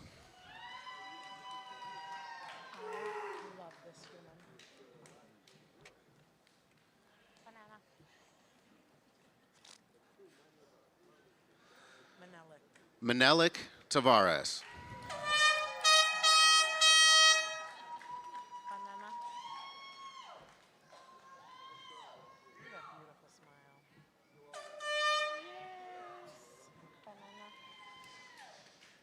Jane Taylor.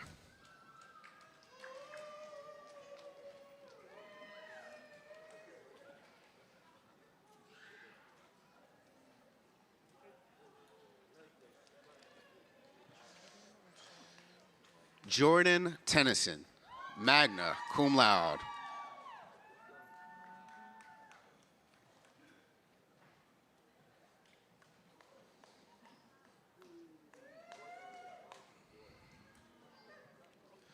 Shawnee L. Thomas.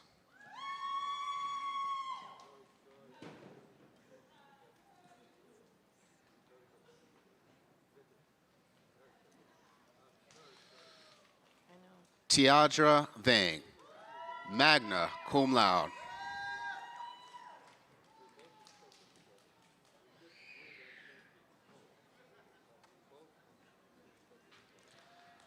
Angela Villavong.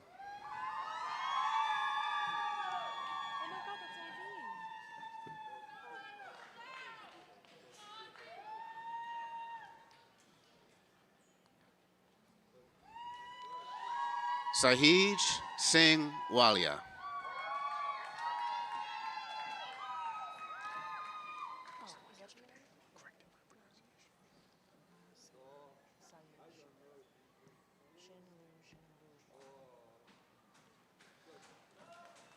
Tika Genesis Van Hine. Tyka Genesis Van Hine Wallace, cum laude.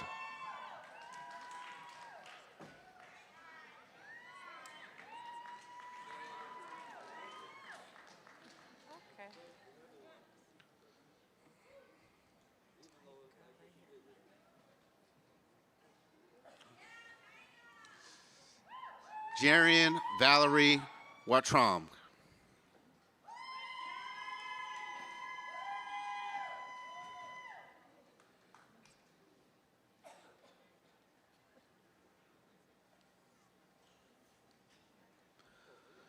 Elijah Lehman Waters.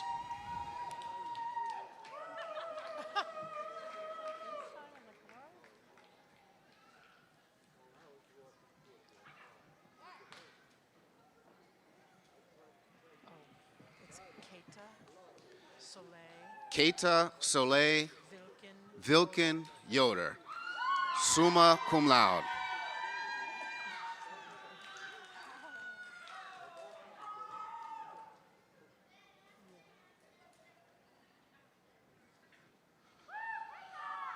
Jason Patrick Williams.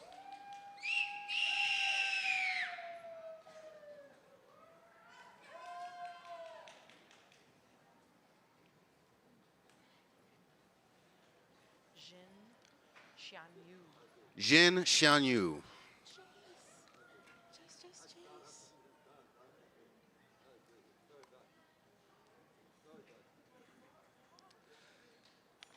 Jace Yali Ye.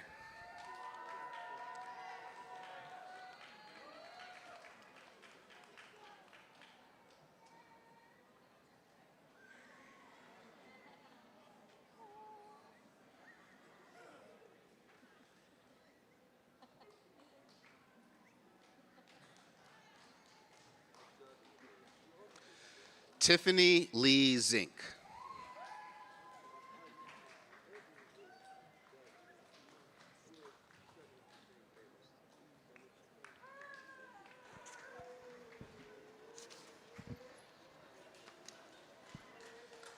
President Cordano, this concludes the conferring of undergraduate degrees.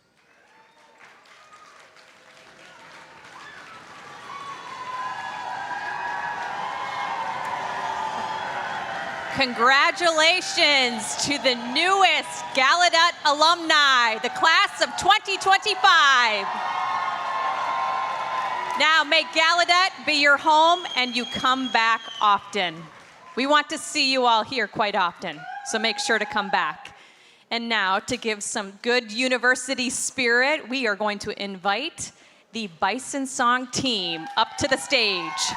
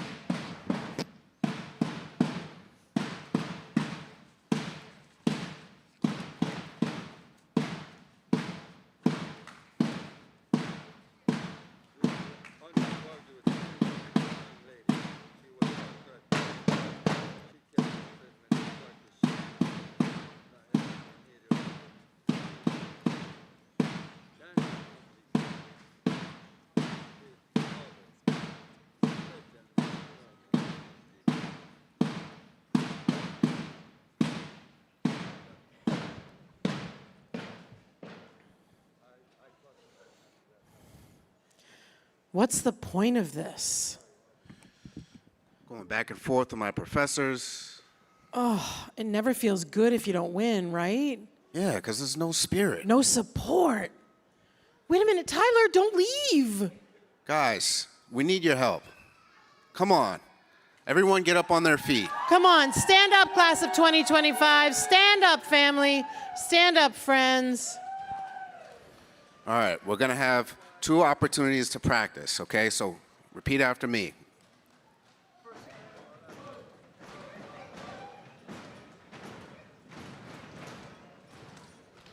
Okay.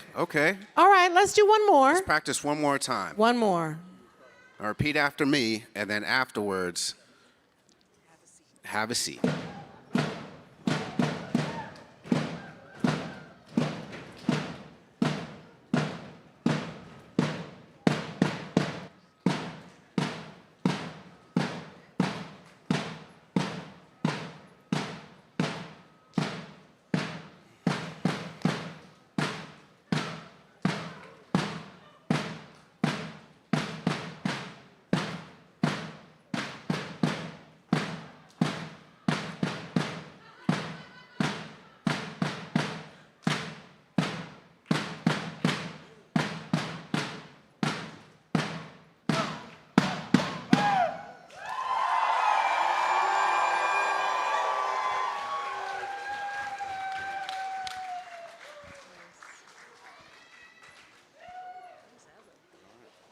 Thank you so much. Wow, any better way to close than that? I don't think so. You guys are the best. Again, thank you. So this concludes our program for today. I'd like to welcome up to the stage Professor Amelia Chukwuma and Professor Carol Riddick to please come and lead us in the recessional. And again, this concludes our program for today.